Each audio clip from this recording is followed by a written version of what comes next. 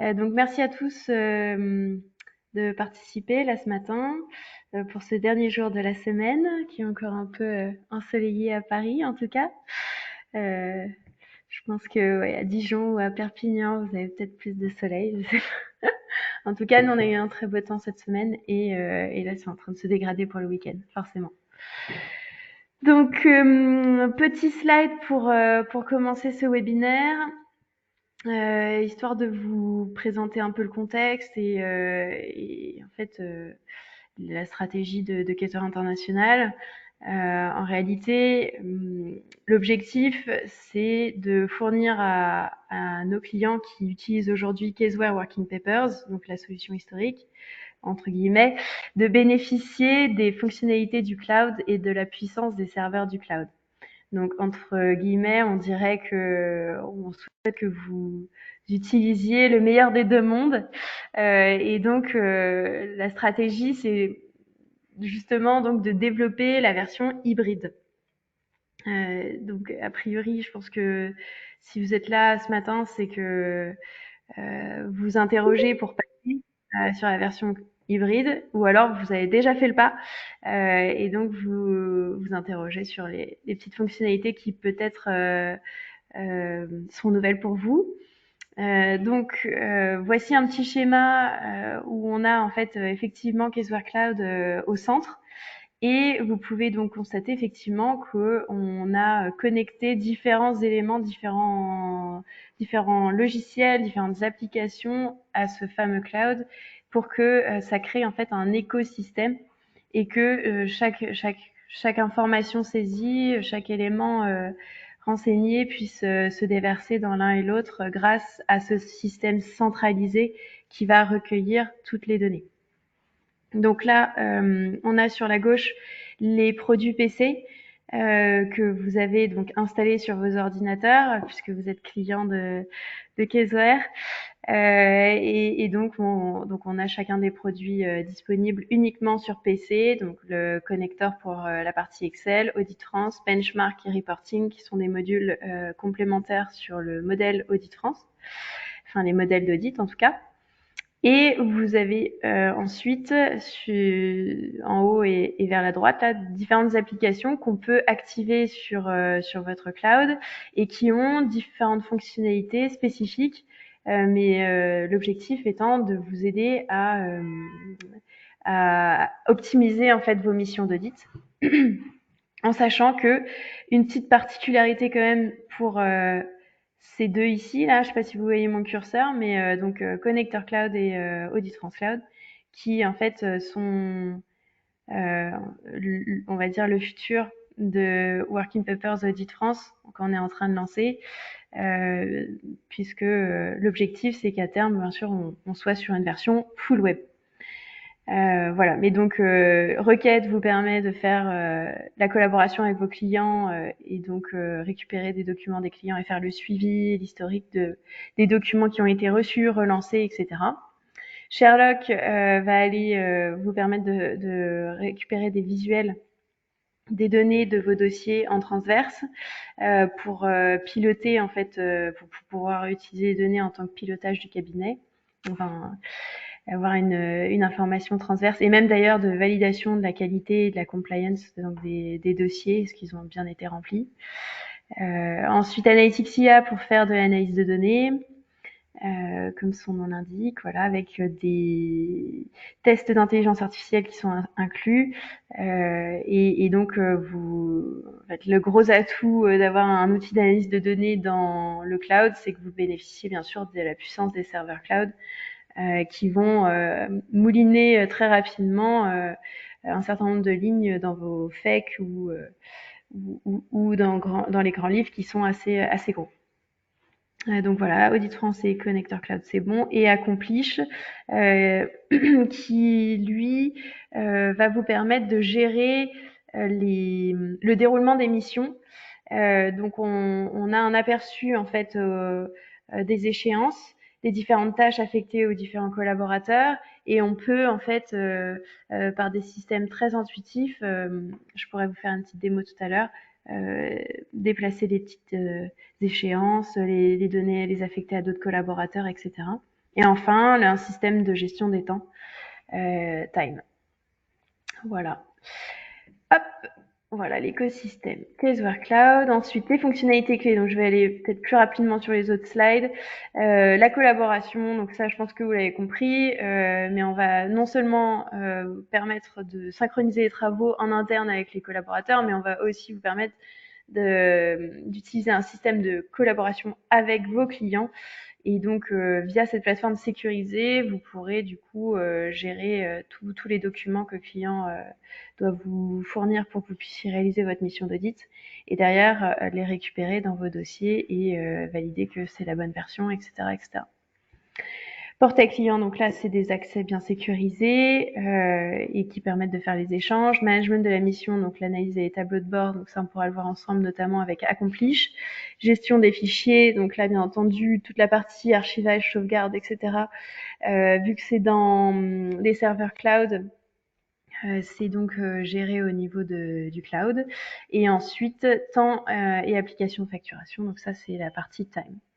Donc là, je vais vous montrer tout de suite la partie activité, fichier, la structure par entité, les contacts et les collaborateurs. Donc ça, c'est exactement la démo que je vais vous faire. Un petit point sur la sécurité, bien sûr, puisque ça, c'est important. On a des niveaux de sécurité qui sont élevés, plus élevés que la moyenne, on va dire, on a les certifications ISO 27001 et SOC 2 type 1 et 2 qui correspond à une certification délivrée par l'AICPA qui est l'équivalent de l'ordre des experts comptables américains. Et donc effectivement qui a un niveau d'exigence assez élevé. Bien entendu, vous pouvez aussi avoir l'activation de l'authentification à double facteur. Et puis, bien sûr, les données sont cryptées sur le cloud. Donc, même si Caseware International ou nous, on doit intervenir, on n'a aucune info sur les données, en tout cas sans avoir un accès que vous nous donnez avec votre accord. Mais en tout cas, toutes les données sont cryptées. Et ensuite, application complémentaire. Donc ça, je vous ai déjà fait le tour. Parfait. Donc, et ensuite, les petits contacts de Monsieur Laurence qui pourra donc vous renseigner plus en détail sur des éléments que vous souhaitez. Ok, donc je démarre par la présentation de la plateforme Caseware Cloud, pour laquelle donc j'accède grâce à un navigateur classique, Google Chrome, Microsoft Edge.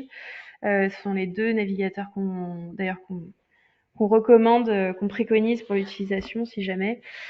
Et donc on atterrit ici, donc bien entendu la page d'accueil est personnalisable, vous l'avez peut-être déjà personnalisée pour votre cabinet.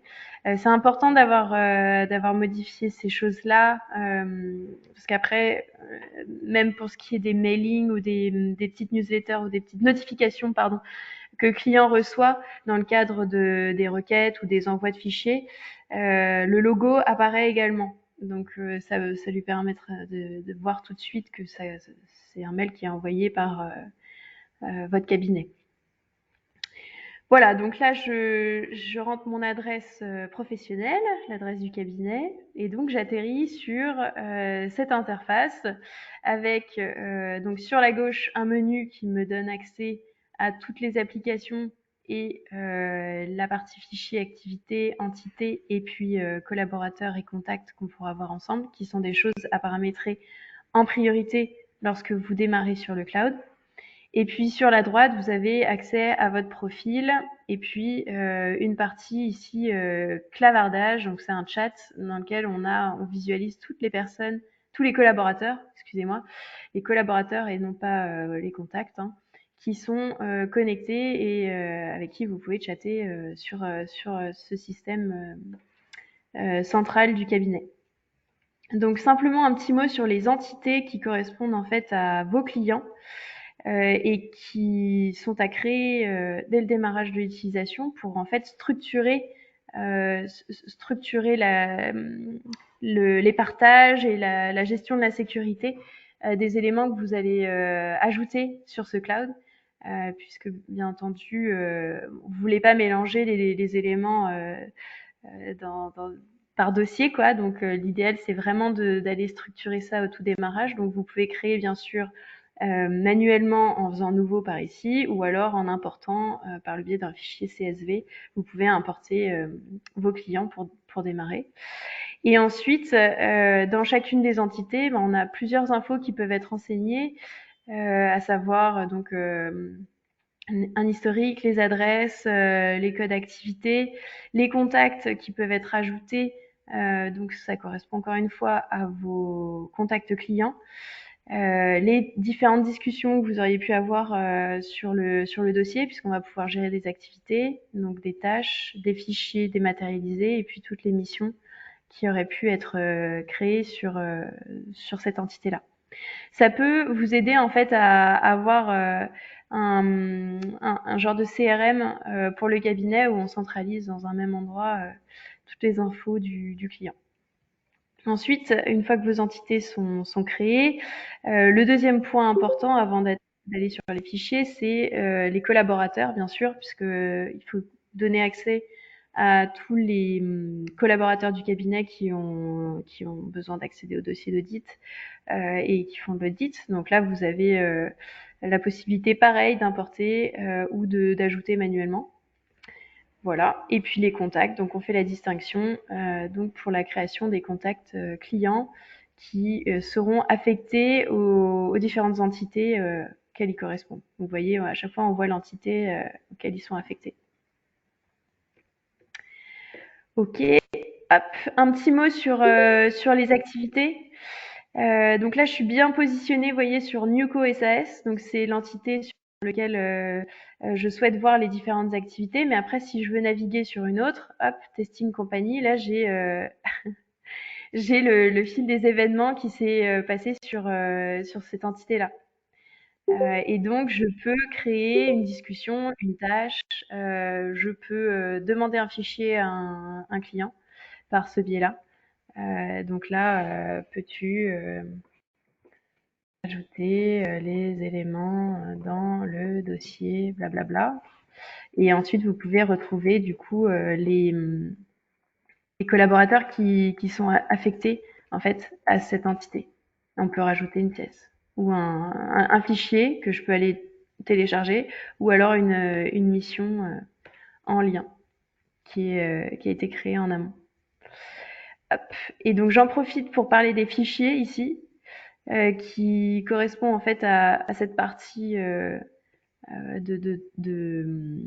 répertoire en fait dans cloud, on va dire, cloud partagé, dans lequel je vais pouvoir aller glisser des éléments dématérialisés. Donc là, vous voyez, j'ai pas mal de pièces PDF, Excel. J'ai même un FAQ ici. Je peux prendre tout ça et puis glisser dans l'entité Newco SAS. Donc bien se positionner dans l'entité pour être sûr que ça va bien au bon endroit. Et tout de suite, l'interface Caseware Cloud me propose d'ajuster les paramètres de partage, puisque par défaut, vous voyez que tous les collaborateurs ayant accès à l'entité Newco pourront accéder aux documents que j'ai déposés.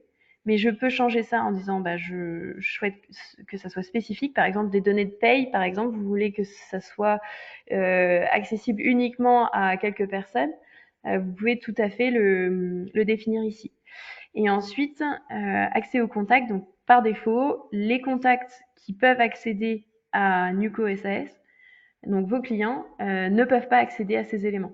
Donc, encore une fois, c'est à vous de manuellement modifier cette option et dire je suis OK pour qu'ils voient les éléments que je viens de déposer.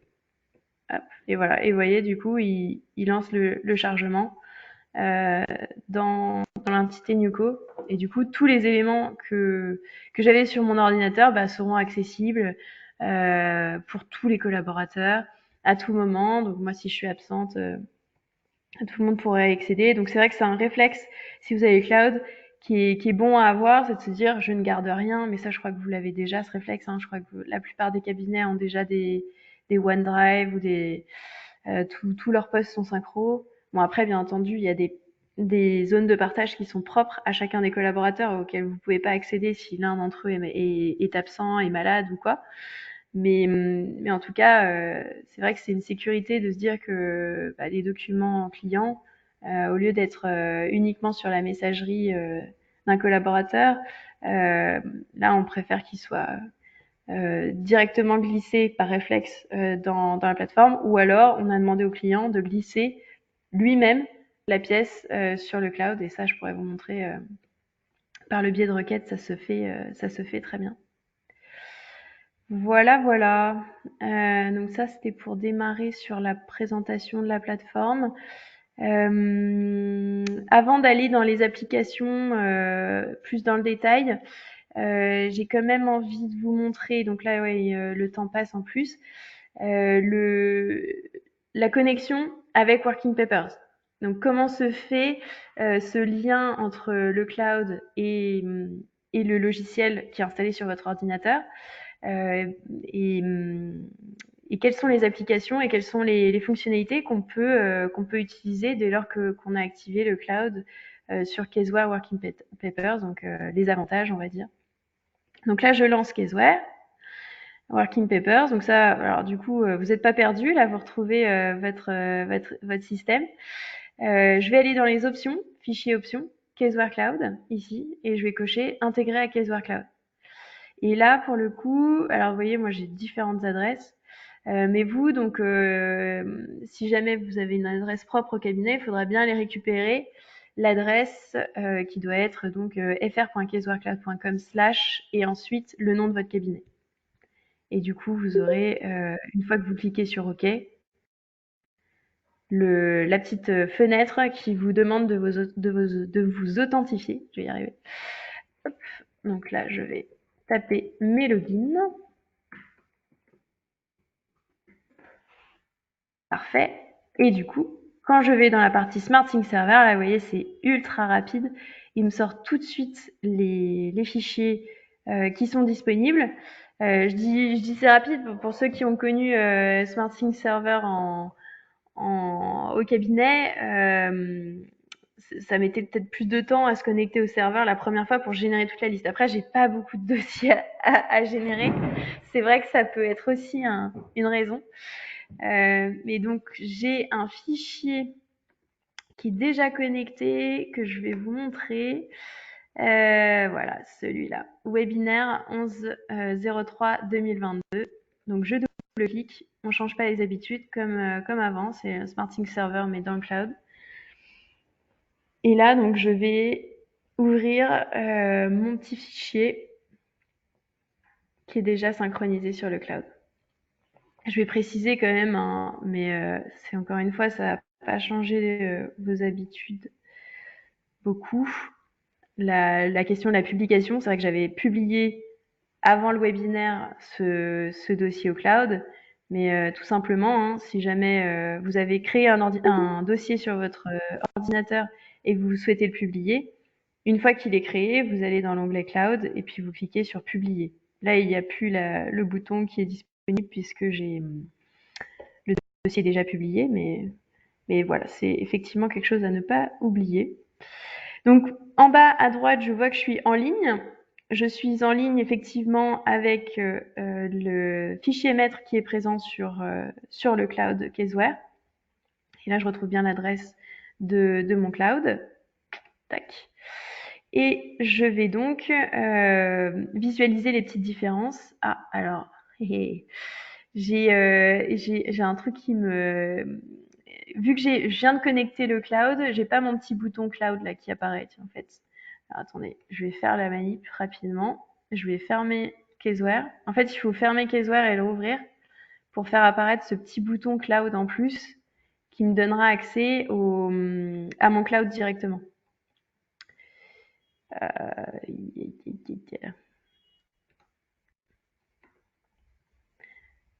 Bon, après, j'aurais pu y accéder par l'onglet, mais je trouvais que c'était plus sympa de vous montrer les vrais. Hop, allez, Coco. Voilà.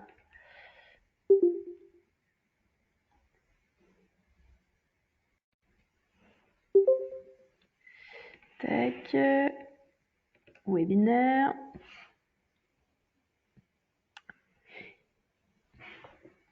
Donc forcément, il apparaît dans mes fichiers récents, vu que je viens de l'ouvrir.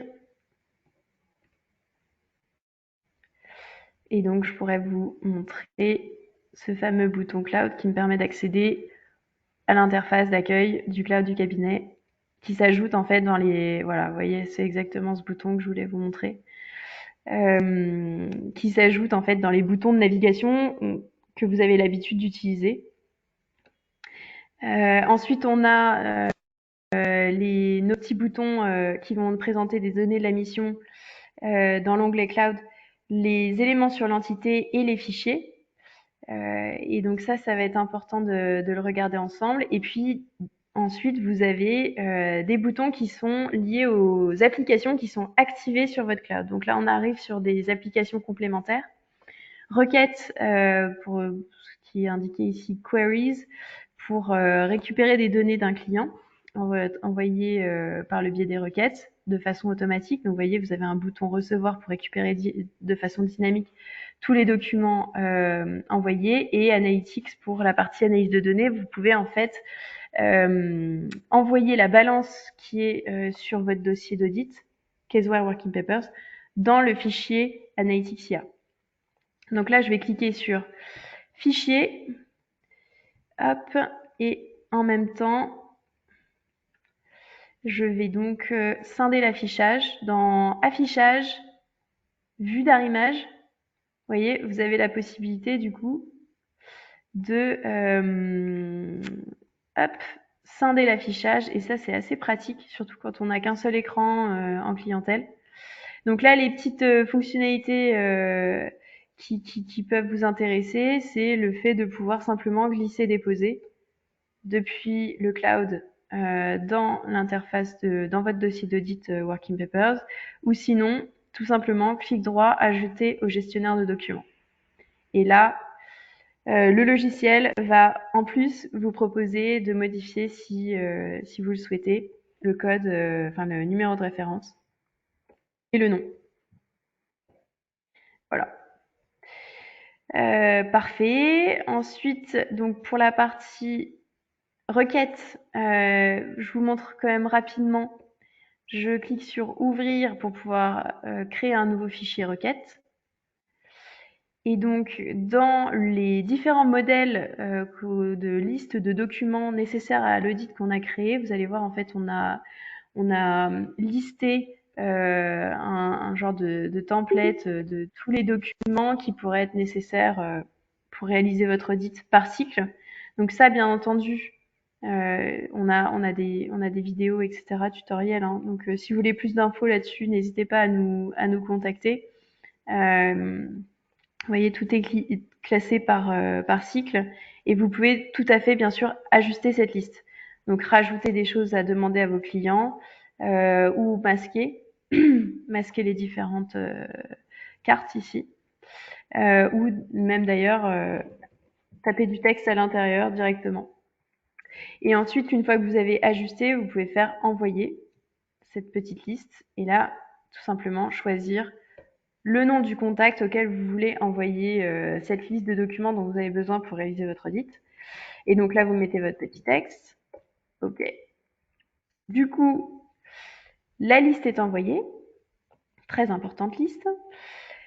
De son côté, je me mets à la place du client cette fois. Pour aller jusqu'au bout de mon petit scénario de démo, je vais dans la boîte mail du client, et là, je reçois un petit mail de cabinet CAC, voilà, qui me dit, donc on retrouverait votre photo, le logo du cabinet dont je vous parlais, avec le petit message que vous venez de mettre. Et donc là, le client doit cliquer sur afficher les détails pour accéder en fait à votre cloud, et là, renseigner les logins que vous lui avez paramétrés en amont. Donc là, c'était la partie contact dont je vous parlais juste avant. Et donc là, il atterrit sur cette demande de documents. Où je retrouve mes petites adaptations, bien entendu. Je vais, en tant que client, encore une fois, déposer les pièces. Donc là, bon, il y en a beaucoup, hein. Je vais pas tout faire, mais je vais vous montrer, bien sûr, les petites options. Là, je peux faire envoyer une réponse. Je peux aussi mettre ce n'est pas la dernière version. L'intérêt de tout ça, hein, c'est que ça vous permet pour chacun des éléments que vous demandez à votre client d'historiser les échanges, d'historiser les versions, etc., etc. Et ensuite, donc, hop, je vais en faire un autre. Je sais qu'on est un peu short sur le timing. Touc, envoyer la réponse. Marquer tout comme répondu. On va faire comme si on avait répondu à tout. Et donc là, si je me repositionne dans mon dossier d'audit, en instantané, en temps réel, j'ai le fait que le client il a répondu à ma requête. Donc ça, bien entendu, j'aurais pu aussi le voir dans des tableaux de bord de requêtes que je trouve ici pour aller les glisser. Et donc là, je vais faire accepter. Accepter l'élément. Et je peux même derrière aussi terminer la requête. Hop, voilà. Il m'a terminé là du coup. Ouais, génial. Et donc la petite fonctionnalité sympathique, c'est le bouton recevoir ici, qui va me permettre de recevoir le document FEC que j'ai glissé et actionnaire dans l'arborescence de mon dossier. Vous voyez, document téléchargé, hop, et j'ai reçu directement actionnaire et FEC. Donc je peux positionner en amont directement ces éléments. En fait, je peux créer des espaces réservés et faire la liaison directe. Là, vu qu'il n'avait pas de lien défini, il me les a mis tout en haut. Mais après, j'ai juste à aller le reglisser. Donc ça, c'est des petites fonctionnalités sympathiques. Et alors, juste pour finir, parce qu'il y en a quand même deux apps qui sont intéressantes pour vous, certainement. Accomplish. Accomplish, dont je vous parlais tout à l'heure, la gestion du déroulé de la mission avec les différentes tâches en cours, etc. Vous voyez là, j'ai une petite main qui me permet d'aller déplacer les, les différentes cartes ici vers voilà ouvert par exemple. Et là en fait ça me permet de mettre une date d'échéance. Comme ça, je suis certaine que c'est suivi. Pareil ici, j'ai une visualisation au global de mes différentes tâches en cours sur Nuco SAS. Alors je vais peut-être aller sur une autre entité où j'ai moins de missions. Voilà, par exemple, vous voyez là j'ai une tâche qui est due aujourd'hui. Là je suis en retard. Là effectivement c'est du plus tard donc ça va. Et bien entendu, enfin comme vous l'avez vu ici, hein, je peux mettre sur toutes les entités ou je peux mettre sur une entité précisément quoi. J'ai aussi une vision dans le détail là, donc des personnes qui sont affectées aux différentes missions. J'ai les différentes activités en cours, donc c'est les requêtes ou les tâches. Et je peux aussi avoir un suivi des temps et des facturations. Et donc là, je peux faire le lien avec Time, qui est donc une application ici qui va vous permettre donc de saisir les temps et les frais et d'avoir même un module de facturation et d'analyse en résultant à tout ça. Donc je vous montre sur sur une autre page là la tête que ça peut avoir en fait, puisque sur ce cloud de production qui est une autre adresse, on a plusieurs données qui sont saisies. Donc là en fait ça correspond à des temps automatiques qui sont remontés dans Time de temps passé sur le logiciel Working Papers. Et vous voyez, c'est pour ça qu'on a des temps qui sont pas, on va dire ronds, 2,04 heures en fait j'ai passé sur ce fichier-là. Hop, et j'ai une autre vision qui peut être là. Vous voyez, c'est beaucoup plus précis. En fait, là, c'est des temps que j'ai saisis moi sur des codes d'activité. Donc on a là il n'y a pas de code d'activité parce qu'en fait c'était directement sur les fichiers d'audit. Donc on a des temps automatiques et on a des temps qu'on peut aller saisir avec bien entendu des codes d'activité facturables, non facturables. Voilà, l'intérêt derrière c'est d'avoir des analyses et de pouvoir aussi tout récupérer dans les dossiers d'audit par exemple et comparer le budget et le réel avec le réel qui est saisi également dans la solution. Voilà, voilà, je pense que j'ai fait le tour et je suis en retard de 4 minutes. Désolée pour ce petit retard. Donc n'hésitez pas si vous avez des questions à nous contacter directement. Donc sur l'adresse info@caseware.fr. Et puis sinon, bah, je vous souhaite un excellent vendredi.